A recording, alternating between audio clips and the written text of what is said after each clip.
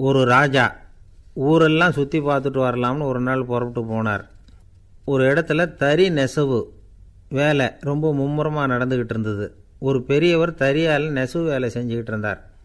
பக்கத்தில் ஒரு அழகான பொண்ணு உட்காந்து நூலை சுற்றிக்கிட்டு இருக்குது. ராஜா அந்த பெரியவரை பார்த்து யார் இந்த பொண்ணுன்னு விசாரித்தார். ராஜா அப்படி கேட்டதும் அவருக்கு ரொம்ப பெருமையாக போயிட்டுது. ஏன்னா உட்காந்துருந்தது அவரோட மகள். அரசே, இது என்னுடைய மகள். இவ வேகமாக நூல் திரிக்கக்கூடியவள். வைக்கோலை எடுத்து இவ திரிச்சா கூட அது எல்லாம் பவுனிழையாக வெளியில் வரும் அப்படின்னு ஒரு ராசி இவளுக்கு அப்படின்னு ரொம்ப பெருமையாக ராஜா கிட்ட சொன்னார். ராஜா இதை கேட்டதும் அசந்துட்டார். அப்படியா, இவ்வளவு அழகும் சாமர்த்தியமும் உள்ள இந்த பொண்ணு என்னோட வரட்டுமே, இவளை என் மருமகளை ஆக்கிக்கிறேன் அப்படின்னார் ராஜா. அந்த பெரியவருக்கு ஒன்றும் புரியல. ஏதோ கொஞ்சம் பெருமையாக சொல்ல போக அது இப்படி ஆயிட்டுதே அப்படின்னு கவலைப்பட்டார். இருந்தாலும் ராஜா பேச்ச தட்ட முடியுமா, மகளை அனுப்பி வச்சுட்டார். ராஜா அந்த பொண்ணை அரண்மனைக்கு அழைச்சிட்டு வந்தார். அங்கே ஒரு அறையில் வச்சு பூட்டி விட்டார். அந்த ரூமு நிறைய வைக்கோலை கொண்டாந்து போட்டு அடைச்சாங்க. 3 ராட்டைகள் வேறு வச்சுருந்தாங்க. நாளைக்கு பொழுது விடியறதுக்குள்ளே நீ இந்த வைக்கோலையெல்லாம் தங்க இழைகளாக மாற்றி காட்டணும். நாளைக்கு காலம்புறம் வந்து நான் இந்த அறை கதவை திறப்பேன். உன் தகப்பன் சொன்னது மாதிரி எல்லாம் தங்கமாக மாறி இருக்கணும், இல்லைன்னா நீ உயிர் தப்ப முடியாது அப்படின்னு உத்தரவு போட்டார். பாவம் அந்த பொண்ணு என்ன பண்ணும், பகல் பூரா அழுதுகிட்டே உட்காந்துருக்குது. ராத்திரி பூராவும் தூக்கம் வரல. மறுநாள் அதிகாலை நேரத்தில் யாரோ கதவை தட்டுற சத்தம் கேட்டுது. பயந்துக்கிட்டே கதவை திறக்கிறா. திறந்து பார்த்தா வெளியில் 3 அவலட்சணமான பெண்கள். ஒருத்திக்கு வந்து கால் அகலமாக முறை மாதிரி இருக்குது, இன்னொருத்திக்கு கட்டை விரல் கரண்டி மாதிரி பெருசாக இருக்குது, 3வது பொண்ணுக்கு உதடு தடித்து ரப்பர் மாதிரி தொங்கிக்கிட்டு இருக்கு. யார் நீங்கள், உங்களுக்கு என்ன வேணும் அப்படின்னு கேட்குது இந்த பொண்ணு. நாங்கள் உங்களுக்கு உதவி செய்கிறதுக்கு தான் வந்திருக்கிறோம் அப்படின்னு சொல்லி உள்ளே வந்தாங்க. உட்காந்தாங்க. கொஞ்ச நேரத்துக்குள்ளே உள்ளே இருந்த வைக்கோலையெல்லாம் தங்க இழைகளாக மாற்றி கொடுத்துட்டு போயிட்டாங்க. காலையில் ராஜா வந்தார், பார்த்தார். ஆகா பேஷுனார். இன்னும் கொஞ்சம் வைக்கோலை கொண்டாந்து அந்த ரூமில் போட சொன்னார். இந்த வைக்கோலையும் இன்றைக்கி தங்கமாக மாற்றிவிடு, நாளைக்கு மறுநாள் உனக்கும் இளவரசனுக்கும் கல்யாணம்னு சொல்லிவிட்டார். இன்றைக்கி ராத்திரி அந்த 3 பொண்ணுங்களும் வந்தாங்க. வைக்கோலை பொண்ணு இழைகளாக மாற்றினாங்க, புறப்பட்டாங்க. இந்த பொண்ணு அவங்க காலில் விழுந்து வணங்கினா. என் உசுரை காப்பாற்றினீங்க, உங்களுக்கு நான் என்ன கைமாறு செய்ய போகிறேன் அப்படின்னா. பயப்படாத, நீ விரும்பினா எங்களுக்கு ஒரு உதவி செய்யலாம். உன்னுடைய கல்யாணத்துக்கு நாங்கள் 3 பேரும் வரோம். நீ எங்களை வந்து வரவேற்று ராஜாக்கிட்டேயும் இளவரசர்கிட்டையும் நாங்கள் வந்து உன்னோட பெரியப்பா பொண்ணுங்கன்னு சொல்லி அறிமுகப்படுத்தி வை, நாங்கள் விருந்து சாப்பிட்டுட்டு போயிடுறோம் அப்படின்னாங்க. ரொம்பவும் சந்தோஷமாக சரின்னு ஒத்துக்கிட்டா. கல்யாண நாள் வந்தது. கல்யாணம் ரொம்ப கோலாகலமாக நடந்துக்கிட்டு இருக்கு. எல்லா தேசத்து ராஜா ராணிகளும் வந்துக்கிட்டு இருக்கிறாங்க. அந்த 3 அவலட்சணமான பொண்ணுங்களும் வந்து சேர்ந்தாங்க. யார் இவங்கன்னு கேட்டார் ராஜா. என் பெரியப்பா பொண்ணுங்க அப்படின்னா அந்த பொண்ணு. காலும் உதடும் கட்டை விரலும் ஏன் இப்படி உங்களுக்கு அவலட்சணம் ஆயிட்டுது அப்படின்னு கேட்டார். அதுக்கு அந்த பொண்ணுங்க பதில் சொன்னாங்க. என்ன செய்கிறது, ஓயாமல் வைக்கோலை நூற்று ஒருத்தியோட கட்டை விரல் அப்படி கரண்டி மாதிரி ஆயிட்டுது, நாக்கில் தொட்டு தொட்டு திரிச்சதுனால ஒருத்தியோட உதடு அப்படி ஆயிட்டுது, காலால் கட்டையை அழுத்தி அழுத்தி தறி போட்டதுனால இன்னொருத்தையோட கால் அப்படி ஆயிட்டுது.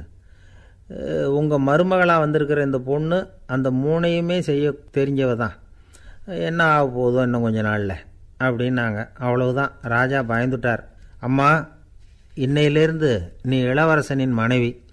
நீ எப்பவும் அழகாக இருக்கணும், அதனால் நீ இனிமேல் வைக்கோலை திரிக்கவே கூடாது அப்படின்னு உத்தரவு போட்டார். அவளை இக்கட்டான சூழ்நிலையிலேருந்து காப்பாற்றின அந்த 3 பொண்ணுங்களும் சந்தோஷமாக திரும்பி போயிட்டாங்களாம். சுவாமி சின்மயானந்தர் இந்த கதையை சொல்லியிருக்கிறார். தன்னலம் மறந்து சுயலாபத்தை வந்து தியாகம் செய்கிறது வைக்கோல்ல இருந்து தங்க இழையை நூக்கிறது மாதிரி அப்படிங்கிறார் அவர். அது இருக்கட்டும், இப்போ நம்ம கதைக்கு வருவோம். ஒரு ராஜா தன்னோட மகனுக்கு சுயவரம் நடத்தினார். எல்லா தேசத்திலிருந்தும் ராஜகுமாரர்கள் வந்திருந்தாங்க. ராஜகுமாரியை கல்யாணம் பண்ணிக்கலாம்ங்கிற ஆசையில் சுயம்பர மண்டபத்திலேருந்து எல்லா ராஜகுமாரர்களும் அலறி அடிச்சுக்கிட்டு வெளியில் ஓடி வந்துக்கிட்டு இருக்கிறாங்களாம். ஏன் இப்படி எல்லாரும் மிரண்டு போய் ஓடி வர்றாங்கன்னு கேட்டார் ஒருத்தர். அதுக்கு இன்னொருத்தர் விவரம் சொன்னார். ராஜகுமாரியை இன்றைக்கி தான் அவங்க நேரில் பார்த்தாங்களாம், அதுதான் அப்படி ஓடி வந்துக்கிட்டு இருக்கிறாங்க அப்படின்னார். ஒரு பெரியவர் உட்கார்ந்துருக்கிறார். அவரை சுற்றி அவருடைய தோழர்கள் உட்காந்துருக்கிறாங்க. ஏதோ ஒரு முக்கியமான செய்தியை அவர் வந்து அவங்களுக்கு சொல்லிகிட்டு இருக்கிறார். அவங்களும் ஆர்வமாக கேட்டுக்கிட்டு இருக்கிறாங்க. இந்த சமயத்தில் யாரோ ஒரு ஆள் வேகமாக அங்கே வர்றார். வர்ற வேகத்திலேயே எனக்கு ஏதாவது உதவி செய்யுங்க அப்படின்னு கேட்டுக்கிட்டே வர்றார். கேட்குறது உதவி, ஆனால் குரல் வந்து மிரட்டுறது மாதிரி இருக்குது, அதட்டி கேட்குறது மாதிரி இருக்குது. இதை கேட்டதும் அந்த பெரியவர் ஆத்திரப்படலை. ஆனால் அவரை சுற்றி இருந்தவங்க ஆத்திரப்பட்டாங்க. இதை பெரியவர் கவனித்தார். கொஞ்சம் அமைதியாக இருங்கன்னார். வந்தவரை கூப்பிட்டார். அவருக்கு சில பொருள்களை கொடுத்தார். என்னங்க இப்போ உங்களுக்கு மகிழ்ச்சி தானே அப்படின்னார். ஆ அப்படின்னு அலட்சியமாக அவர் சொல்கிறார். நான் உங்களை நல்ல முறையில் நடத்தினேன்னா அப்படின்னு கேட்குறாரு அவர் மறுபடியும். அதெல்லாம் ஒன்றும் இல்லை அப்படின்னு சொல்லி அவர் சொல்லிகிட்டு இருக்கிறாரு. குரலில் கடுமை குறையில. சுற்றி இருந்தவங்களால் இதை பொறுத்துக்க முடியல. கோபத்தோடு அவரை நோக்கி நெருங்க ஆரம்பித்தாங்க. பெரியவர் அவங்களையெல்லாம் தடுத்து நிறுத்தினார். வந்தவரை வாங்க என்னோட அப்படின்னு சொல்லி அழைச்சிட்டு போனார். வீட்டுக்கு போனார். அங்கே போனதும் இன்னும் சில பொருள்களை எடுத்து அவர்கிட்ட கொடுத்தார். இப்போ திருப்தி தானே, நான் உங்ககிட்ட நல்ல முறையில் நடந்துக்கிட்டேனா அப்படின்னார். அவர் முகம் இப்போ தான் கொஞ்சம் மலர்ந்தது. ரொம்ப நன்றி, இறைவன் உங்கள் குடும்பத்துக்கு எல்லா நன்மைகளையும் செய்வான் அப்படின்னு சொன்னார். இதே வார்த்தைகளை என்னுடைய தோழர்கள்கிட்டே சொல்லிட்டீங்கன்னா அவங்க கோபம் தணிஞ்சிரும், வர முடியுமான்னார். கண்டிப்பாக வர்றேன் அப்படின்னாரு. மறுநாள் காலையில் அந்த இடத்துக்கு வந்தார். அதே மாதிரி சொல்லிவிட்டு அவர் போயிட்டார். தோழர்கள்லாம் ரொம்ப வியப்போடு பெரியவரை பார்த்தாங்க. அந்த பெரியவர் தான் நபிகள் நாயகம். அவர் சொன்னார், ஒருத்தன் ரொம்ப ஆசையாக ஒரு ஒட்டகத்தை வளர்த்துக்கிட்டு வந்தான். ஒரு நாள் அந்த ஒட்டகம் கயத்தை அறுத்துக்கிட்டு ஓடி போயிட்டுது. அக்கம் பக்கத்தில் இருக்கிறவங்கெல்லாம் அந்த ஒட்டகத்தை பிடிக்கிறதுக்கு முயற்சி பண்ணாங்க. அதை துரத்திக்கிட்டு ஓடினாங்க. ஒட்டகம் தாறுமாறாக ஓட ஆரம்பிச்சிது. இந்த சமயத்தில் ஒட்டகத்தை வளர்த்தவன் அங்கே ஓடி வந்தான். நீங்கள் அதை ஒன்றும் செய்ய வேணாம், விட்டுருங்க. அதோட சுபாவம் எனக்கு நல்லா தெரியும். அதை சுலபமாக என்னோடய வழிக்கு கொண்டுகிட்டு வந்துட முடியும். நான் பார்த்துக்கிறேன், விட்டுருங்கோ அப்படின்னா. எல்லோரும் விலகி போயிட்டாங்க. இவன் என்ன செஞ்சான் தெரியுமா? கொஞ்சம் புல்லை கையில் எடுத்துக்கிட்டு அந்த ஒட்டகத்தை நெருங்கினான். அவ்வளவுதான். அது ஓடி இவன் காலடியில் உட்காந்துக்கிட்டது. செல்லமாக அதை அப்படியே தடவி கொடுத்தான். முதுகில் ஏறி உட்காந்துக்கிட்டான். அது பாட்டுக்கு சாதுவாக நடந்து போகுது. இந்த கதையை நபிகள் நாயகம் தம்முடைய தோழர்களுக்கு சொல்கிறார். ஒட்டகத்தை மட்டும் இல்லை, சில மனிதர்களையும் கூட சில விதத்தில் அணுகி தான் அவர்களை சீர்திருத்த வேண்டியிருக்குது அப்படிங்கிறத அவங்களுக்கு உணர்த்தினார். இது ஒரு அழகான உளவியல் அணுகுமுறை. சில குடும்ப தலைவர்கள் கூட இந்த ஒட்டகம் மாதிரி நடந்துக்கிறது உண்டு. அப்புறம் அடங்கி போகிறதும் உண்டு. ஒரு குடும்ப தலைவர் காலையில் எழுந்திரிச்சதுலேருந்து சத்தம் போட்டு கத்திக்கிட்டு இருப்பார். பக்கத்தில் இருந்தவங்கெல்லாம் ஓடி போய் சமாதானம் பண்ணி பார்த்தாங்க. அவர் ஓயறது மாதிரி தெரியல. கடைசியில் அவர் மனைவி வந்தாங்க. நீங்கள் எல்லாம் விலகி போயிடுங்க, அவர் சுபாவம் எனக்கு தெரியும், நான் பார்த்துக்கிறேன் அப்படின்னாங்க. சரின்னு எல்லோரும் போயிட்டாங்க. சாயந்தரமாக பார்க்குறாங்க, அவர் சத்தம் இல்லாமல் ஒரு மூலையில் உட்காந்துருக்கிறார். ரொம்ப சாதுவா. ஆச்சரியமாக இருந்தது. என்னம்மா பண்ணீங்கன்னு கேட்டாங்க. அது ஒன்றும் இல்லைங்க, ஒரு வேளை சாப்பாட்டை நிறுத்தினேன், பட்னி போட்டேன், அவ்வளவுதான் அப்படின்னாங்க அந்த அம்மா. ஒரு தடவை நாரதர் ஒரு தெரு வழியாக போய்கிட்டு இருந்தார். வழியில் ஒருத்தர் வேத சாஸ்திரம்லாம் படிச்சுக்கிட்டு உட்காந்துருந்தார். அவர் நாரதரை பார்த்து எங்கே போயிட்டுருக்குறீங்கன்னு கேட்டார். கடவுளை பார்த்துட்டு வரலாம்னு போயிட்டுருக்கிறேன் அப்படின்னார் நாரதர். அப்படின்னா அவர்கிட்ட எனக்கு எப்போ முக்தி கிடைக்கும்னு கேட்டுட்டு வாங்களேன் அப்படின்னார் இவர். சரி, கேட்டு வரேன் அப்படின்னு சொல்லிவிட்டு நாரதர் நடந்தார். கொஞ்சம் தூரத்தில் ஒரு மரத்தடியில் ஒரு தொழிலாளி செருப்பு தைச்சிக்கிட்டு உட்காந்துருந்தார். அந்த ஆளும் அதே மாதிரி கேட்டுக்கிட்டார். எனக்கு எப்போ முக்தி கிடைக்கும்னு கடவுள்கிட்ட கேட்டுக்கிட்டு வாங்களேன்னார். அவர்கிட்டையும் சரின்னு சொல்லிவிட்டு நாரதர் நேராக வைகுண்டத்துக்கு சேர்ந்தார். கடவுளை பார்த்தார். இவங்க 2 பேரும் சொல்லி அனுப்பின விஷயத்தை பற்றி கேட்டார். அதுக்கு கடவுள் சொன்னார், அந்த செருப்பு தைக்கிற தொழிலாளி உடல் நீத்ததும் உடனே என்னை அடைவான். ஆனால் அந்த சாஸ்திரம் படித்த ஆள் இப்போதைக்கு என்கிட்ட சேர மாட்டான். அவன் இன்னமும் பல பிறவிகள் எடுத்து அங்கேயே இருக்க வேண்டியிருக்குது. எப்போ இங்கே சேருவான்னு எனக்கே தெரியாது அப்படின்னார். நாரதருக்கு இதோட ரகசியம் என்னங்கிறது புரியல. எனக்கு ஒன்றும் புரியலையேன்னாரான் கடவுள்கிட்ட. சீக்கிரம் புரிஞ்சுக்குவேன், நீ திரும்பி போகிறப்போ நான் இங்கே வைகுண்டத்தில் என்ன செஞ்சுக்கிட்டு இருக்கேன்னு கேட்டால், ஒரு ஊசியின் துவாரத்தில் ஒரு யானையை கோத்துக்கிட்டு இருக்கிறேன்னு அவங்கக்கிட்ட சொல்லு அப்படின்னார் கடவுள் சிரிச்சுக்கிட்டே. நாரதர் பூமிக்கு திரும்பினார். கடவுளை பார்த்தீங்களா, எப்படி இருக்கார் அப்படின்னு விசாரித்தார் வேத சாஸ்திரம் படித்தவர். ஓ பகவானா, அவர் யானையை ஊசியின் காதில் நுழைச்சிக்கிட்டு இருக்கிறார் பார்த்தேன்னார் நாரதர். ஊசி காதில் யானையா, அது எப்படி முடியும்? நீங்கள் சொல்கிறத நான் நம்ப மாட்டேன்னு விட்டார் அவர். சரி, இந்த ஆளுக்கு இறைவன் பேரில் நம்பிக்கை இல்லை அப்படிங்கிறத நாரதர் புரிஞ்சுக்கிட்டார். அடுத்தபடியாக அந்த தொழிலாளி இருந்த இடத்துக்கு போனார். இறைவனை பார்த்தீங்களான்னு கேட்டார் அவர். பார்த்தேன், ஒரு ஊசி துவாரத்தில் யானையை கோத்துக்கிட்டு இருந்தார் அப்படின்னு சொல்லிவிட்டு நாரதர் அந்த ஆள் முகத்தை கவனித்தார். அந்த தொழிலாளி இதை கேட்டுட்டு கொஞ்சம் கூட ஆச்சரியப்படலை. அவரால் முடியாத காரியம் கூட உண்டானார். என்ன இப்படி சொல்கிற, ஊசியின் துவாரத்தில் யானையை கோக்க முடியும்னு நீ நம்புறியா அப்படின்னு கேட்டார் நாரதர். நிச்சயமாக நம்புகிறேன்னார் அவர். அது எப்படி அப்படின்னு கேட்டார் இவர். இதோ பாருங்கள், நான் இந்த ஆலமரத்தடியில் தான் தினமும் உட்காந்துருக்கிறேன்.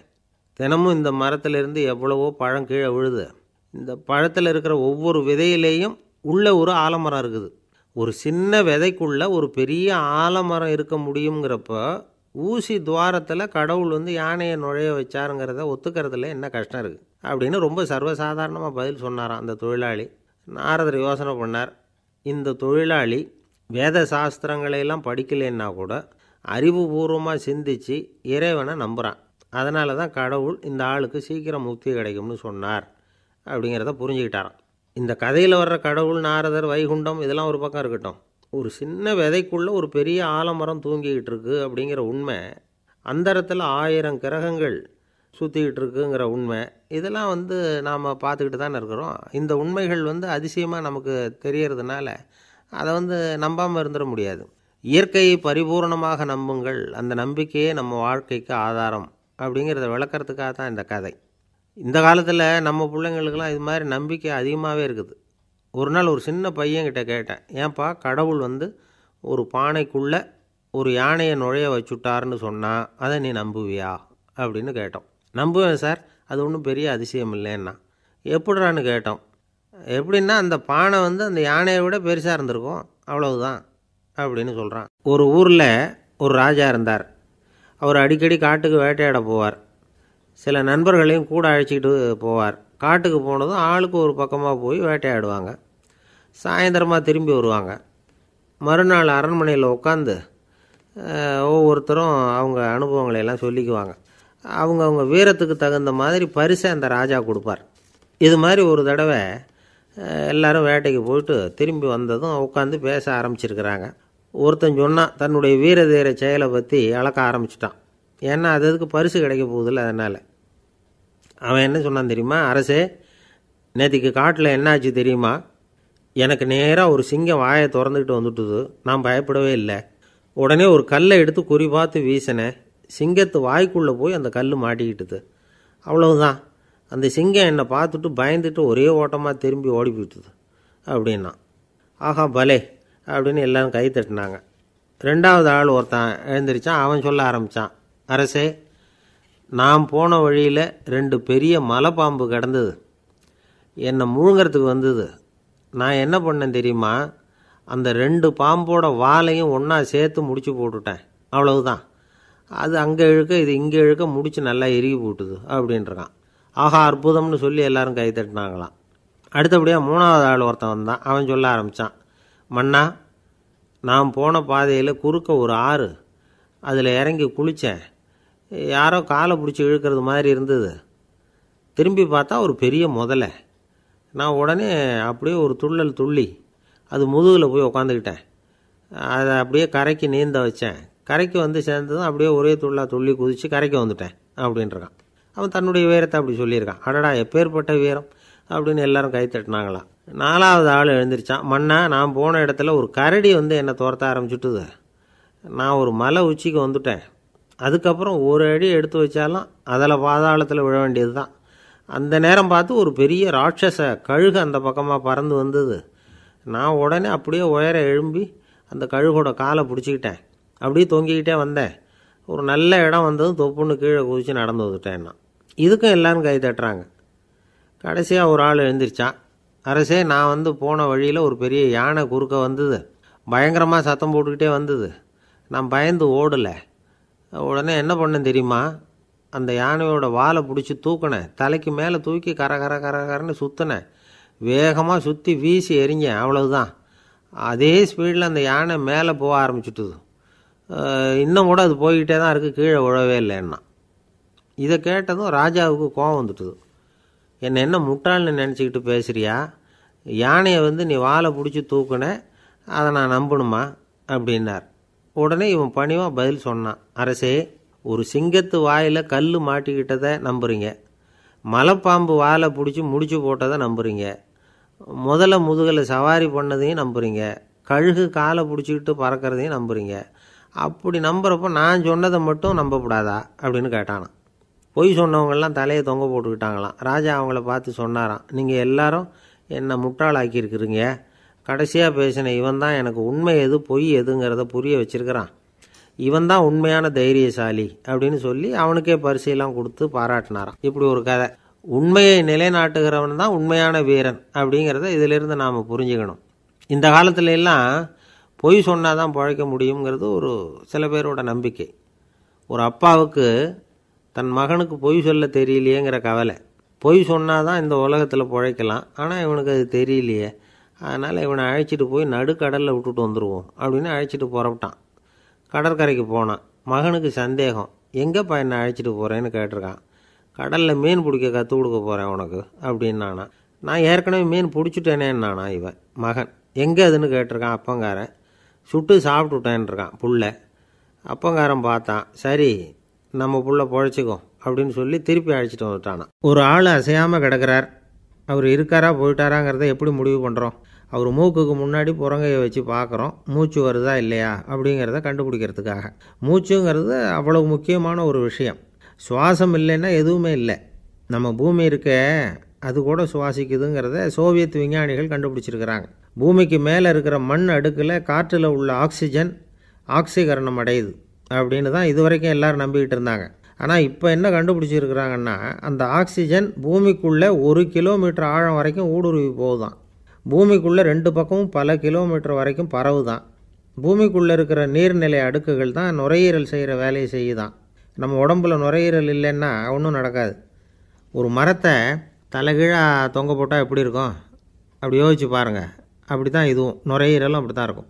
வலது பக்கம் ஒன்று, இடது பக்கம் ஒன்று. வலது பக்கம் நுரையீரல் கொஞ்சம் பெருசாக இருக்கும். நுட்பமான நரம்பு குழாய்கள் அதில் இருக்கும். கோடிக்கணக்கான நுண்ணிய குழாய்களை வச்சுக்கிட்டு தான் அது வேலை செய்யுது. 25 கோடி குழாய்கள் இருக்கும். அதை அப்படியே முழுசாக பிரித்து பரப்புனா ஒரு டென்னிஸ் கோர்ட்டில் பாதி பரப்பளவு இருக்குமா. நுரையீரல் நிறம் கருஞ்சிவப்பு தான். புகை அதிகமாக உள்ளே போச்சுன்னா அது கருப்பாயிடுது. காற்றுல உள்ள பிராணவாயுவை இது இழுத்து எடுத்துக்கிட்டு ரத்தத்தை சுத்தப்படுத்துகிற முக்கியமான வேலையை இது செய்யுது. அசுத்த காற்றை வெளியில் அனுப்பி வச்சுருது. ஒருத்தர் வேகமாக ஓடி வரார், அவருக்கு மூச்சு இறைக்கும். பயங்கரமாக எதையாவது பார்த்து விடுறார், உடனே மூர்ச்சை ஆகிடுவார். இது மாதிரி சமயங்களில் வேறு எந்த தூண்டுதலும் இல்லாமல் நுரையீரல் தானாகவே இயங்கும். இப்படி ஒரு அவசியம் ஏற்படுறப்போ இயக்கத்தை தூண்டி விடுற முக்கியமான இணைப்பு மூளைக்கு கீழே முதுகு எலும்புக்கு மேற்பகுதியில் இருக்குது. அது உடனே சுவாசத்துக்கு அவசர உதவியை கொடுக்குது. இப்போ ஒருத்தர் பேசாமல் உட்காந்துருக்கார். இந்த சமயத்தில் அவருக்கு 1 பங்கு காற்று தேவைப்படுதுன்னு வச்சுக்கோங்க. அவர் எழுந்திரிச்சு நடக்கும் பொழுது 1.5 மடங்கு தேவைப்படும். ஓடினார்னா 3 மடங்கு தேவைப்படும். படுத்துருக்கிறப்ப 1/2 மடங்கு தான் தேவைப்படும். இதுக்கு நிமிஷத்துக்கு 16 தடவை மூச்சு விட்டாகணும். இப்படி சாதாரணமாக உள்ளே இழுக்கிற காற்று கொஞ்சம்தான் இருந்தாலும் இது மாதிரி 8 மடங்கு காற்றை உள்ளே இழுத்து வச்சுக்கிற சாமர்த்தியம் நுரையீரலுக்கு இருக்குதான். தண்ணி, நுண்கிருமிகள், ரசாயன பொருள் இப்படி எது உள்ளே போனாலும் நுரையீரல் சமாளிச்சுக்கும். 30 வருஷமாக விடாத புகை பிடிக்கிறவர் தொடர்ந்து உள்ளே அனுப்பி வைக்கிற புகையை கூட சமாளிக்குதுன்னா பார்த்துங்களேன். உள்ளே போகிற புகை நுட்பமான சுவாச முடிச்சுகளை அழிச்சு விடுது. கறி புகை அது மேலே படிஞ்சு உபயோகம் இல்லாமல் பண்ணிவிடுது. ஆனாலும் தேவைக்கு அதிகமாக 8 மடங்கு கூடுதலாக சுவாச முடிச்சுகள் நம்ம உடம்புக்குள்ளே இருக்கிறதுனால சமாளிக்க முடியுது. சமாளிக்க முடியலன்னா சில சமயம் மூச்சு திணறும்.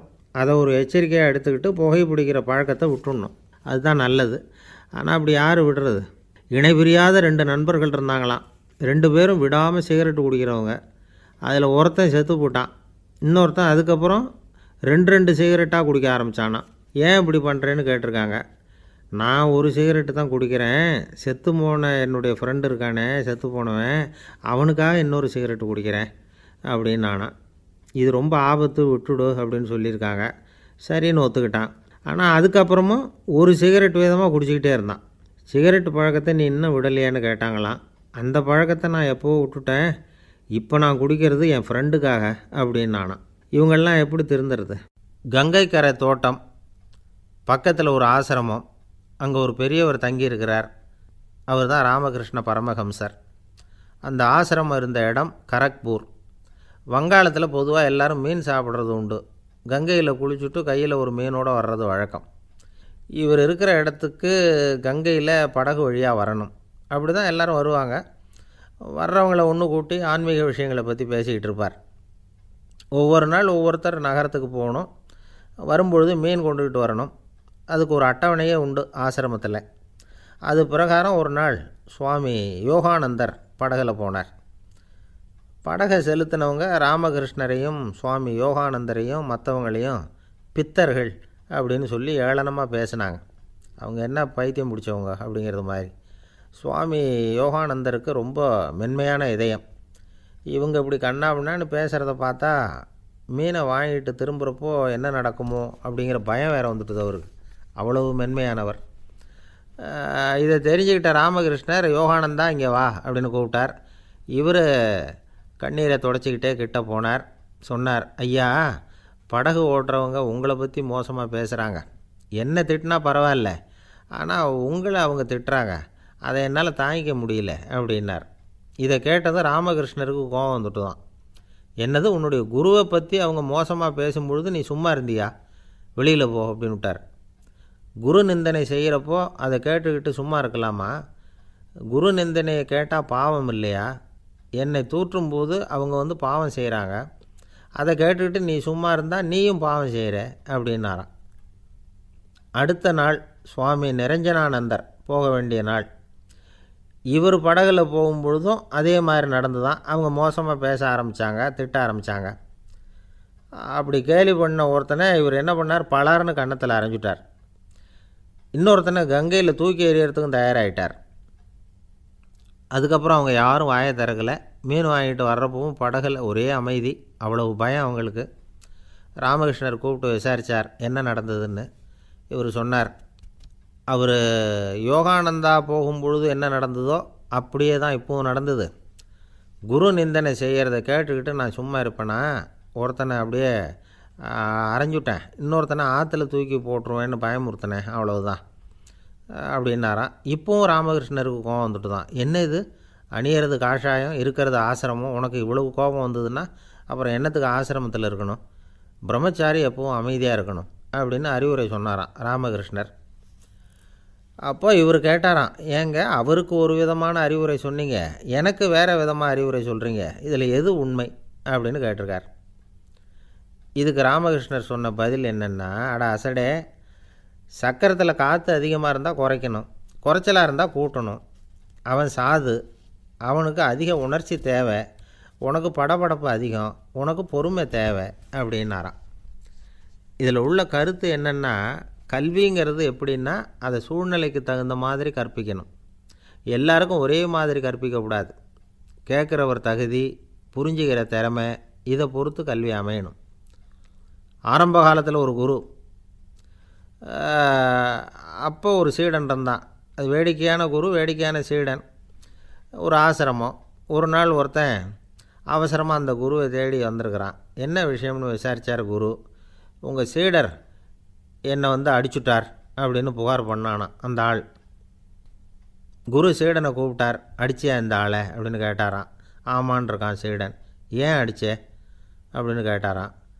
இந்த ஆள் உங்களை பற்றி மட்டமாக பேசிவிட்டான், என்னால் அதை தாங்கிக்க முடியல, அதனால தான் அடிச்சுட்டேன்ருக்கான். அப்படி என்ன பேசினான் அப்படின்னு கேட்டாரான்.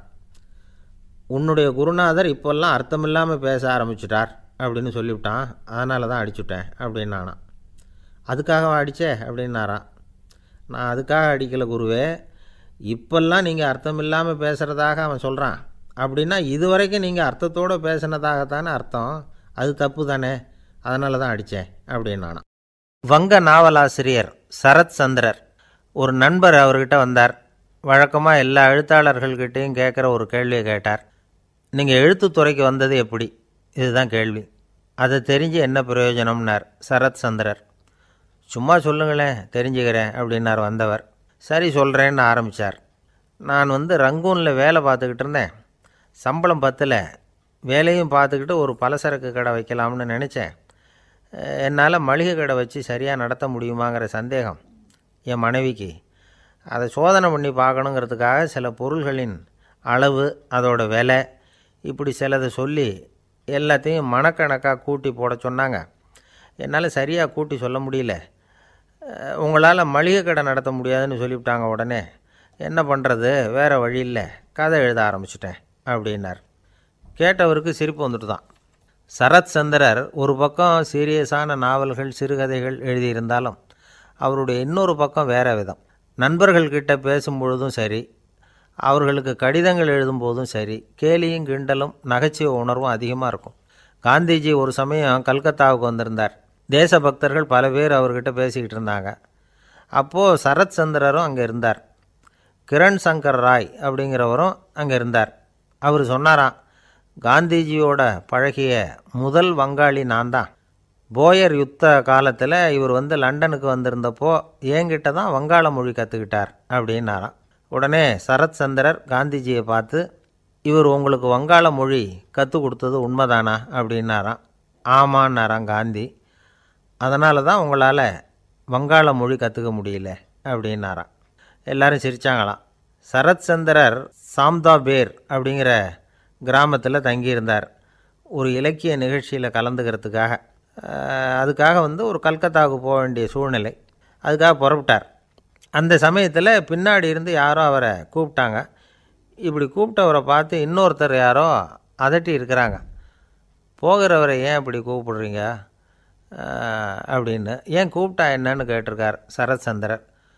புறப்படுறவங்கள பின்னாடி இருந்து கூப்பிடுறது அபசகுனம், போகிற இடத்துல ஏதாவது ஆபத்து வரலாம் அப்படின்னு அதுக்கு விளக்கம் கொடுத்துருக்கிறார் அவர். உடனே சரத் சந்திரர் சொன்னாராம், இதோ இவங்க என்னை இலக்கிய கூட்டத்துக்கு அழைச்சிட்டு போகிறாங்களே, இதை விட வேறு என்ன ஆபத்து வந்துட போகுது அப்படின்னாராம். இப்படி சரத் சந்திரருக்கு இயல்பாகவே நகைச்சுவை உணர்வு உண்டு. அவருடைய நண்பர் ஒருத்தர் வீட்டுக்கு கூப்பிட்டுருந்தார். அங்கே ஒரு கச்சேரிக்கு ஏற்பாடு பண்ணியிருந்தாங்க. சரத் சந்திரருக்கு இயல்பாகவே கச்சேரியில் நீண்ட ஆலோசனையெல்லாம் கேட்குறதுக்கு பொறுமை இருக்காது. அதனால் மெதுவாக பாட போகிறவர் எப்படி அப்படின்னு கேட்டிருக்கார். அவருக்கு ரொம்ப நல்லா பாட தெரியும் அப்படின்னு சொல்லியிருக்கிறாங்க. அதுக்கு சரத் சந்திரர், பாட தெரியுங்கிறது சரி, பாட்டை நிறுத்த தெரியுமா அதை சொல்லுங்கள் முதல்ல அப்படின்னாராம். ஐயா, உங்கள் பேரை தொடர்ந்து தினம் கேட்டுக்கிட்டு இருக்கிறேன் அப்படின்னார் ஒருத்தர். தொடர்ந்து கேட்குறீங்களே, உங்களுக்கு காது வலிக்கலையா அப்படின்னு கேட்டோம். பேசுகிற உங்களுக்கே வாய் வலிக்கலை அப்படிங்கிறப்போ கேட்குற எங்களுக்கு எப்படி காது வலிக்கும் அப்படின்னார். நம்ம உடம்புல ஒரு அதிசயம் என்ன தெரியுமா? ரொம்ப நேரம் நாம் நடக்கிறோம்னு வச்சுக்கோங்க, கால் வலிக்கும். ரொம்ப நேரம் வேலை செஞ்சால் கை வலிக்கும், உடம்பு வலிக்கும். ரொம்ப நேரம் பார்த்துக்கிட்டே இருந்தால் கண்ணு வலிக்கும். ரொம்ப நேரம் பேசிக்கிட்டே இருந்தால் வாய் கூட வலிக்கும். ஆனால் ரொம்ப நேரம் கேட்டுக்கிட்டே இருக்கிறதுனால காது வலிக்கிறது இல்லை. அதனால் கேட்குறதுக்கு முக்கியத்துவம் கொடுத்தாங்க நம்ம பெரியவங்க. திருவள்ளுவர் தேவையில்லாமல் வார்த்தைகளை உபயோகப்படுத்த மாட்டார். ஒரு திருக்குறள்னு எடுத்துக்கிட்டாவே அதில் மொத்தம் 7 வார்த்தைகள், அவ்வளவுதான். அப்படி 7 வார்த்தைகள் மட்டுமே உள்ள ஒரு திருக்குறளில் வள்ளுவர் ஒரே வார்த்தையை 5 தடவை உபயோகப்படுத்தியிருக்கிறார், திரும்ப திரும்ப பயன்படுத்தியிருக்கிறார். அப்படின்னா அதை எந்த அளவுக்கு வலியுறுத்தி சொல்கிறார் அப்படிங்கிறத நாம் புரிஞ்சுக்கணும். அது என்ன குறள்? செல்வத்துள் செல்வம் செவிச்செல்வம், அச்செல்வம் செல்வத்துள் எல்லாம் தலை. செவிச்செல்வம்ங்கிறது அவ்வளவு முக்கியமானது. கற்றலின் கேட்டல் நன்று. அதிகம் கேட்கணுங்கிறதுக்காகத்தான் எவ்வளவு கேட்டாலும் காது வலிக்கிறதில்ல. குறைச்சலாக பேசணும், அதிகமாக கேட்கணும். இன்னொரு விஷயம் கவனிங்க. நம்ம உடம்பில் கண்ணுக்கு மூடி இருக்குது, எதையாவது நாம் பார்க்க விரும்பலைன்னா உடனே கண்ணை மூடிக்கலாம். நம்ம வாய்க்கு மூடி இருக்குது, பேச விருப்பம் இல்லையா, வாயை மூடிக்கலாம். மூக்குக்கு கூட மூடிக்கிற வசதி இருக்குது, எதையாவது முகர விருப்பம் இல்லையா, மூச்சை அடக்கிக்கலாம். ஆனால் பாருங்கள், காதுக்கு மூடி கிடையாது, அதை கையால் தான் மூட முடியும். யார் என்ன சொன்னாலும் அது நல்லதோ கெட்டதோ காதில் விழுந்துக்கிட்டு தான் இருக்கும். அறிவு தான் நல்ல விஷயங்களை எடுத்துக்கிட்டு கெட்ட விஷயங்களை விட்டுடணும். நல்ல கருத்துக்கள் நம்ம காதில் நிறைய விழுந்துக்கிட்டே இருக்கணும். அதை கேட்டு நாம் நல்லபடியாக வாழணுங்கிறது தான் படைப்பின் விருப்பம். ஆன்மீகவாதிகள் கூட ஒன்று சொல்லுவாங்க. அதாவது, ஆன்மீக பாதையில் நீங்கள் முன்னேறணும்னா முதல்ல சிரவணம் செய்யணும்பாங்க. அதாவது பெரியவங்க சொல்கிற நல்ல கருத்துக்களை கேட்கணும் அப்படின்னு அதுக்கு அர்த்தம். அதனால் யார் நல்ல கருத்துக்களை சொன்னாலும் அதை காது கொடுத்து கேளுங்க. இவ்வளவு கருத்துக்களையும் நம்ம நேயர் ஒருத்தர்கிட்ட சொல்லிகிட்டு இருந்தோம். அவரும் சரி சரின்னு தலையாடிக்கிட்டே இருந்தார். அப்புறம் சொன்னார், நீங்கள் சொல்கிறது சரிதான் சார், காதுக்கு மூடி இல்லைங்கிறது ரொம்ப சரி. அதனால தான் உங்கள் தகவல் கூட நாங்கள் விரும்புகிறோமோ இல்லையோ தினம் காதில் விழுந்துக்கிட்டு இருக்குது அப்படின்னார். எங்களுக்கு ரொம்ப பெருமையாக இருந்தது. அப்படியா அப்படின்னோம். ஆனாலும் என்ன மாதிரி சில பேர் நீங்கள் தகவல் சொல்கிற சமயத்தில் காதில் மூடி இல்லையேன்னு சொல்லி கவலைப்படுறதில்ல சார் அப்படின்னார். ஏன்னு கேட்டோம். காதை மூடுறதுக்கு தானே வசதி இல்லை, ரேடியோவை மூடுறதுக்கு வசதி இருக்குதுல்ல, அதனால் டக்குன்னு அதை மூடி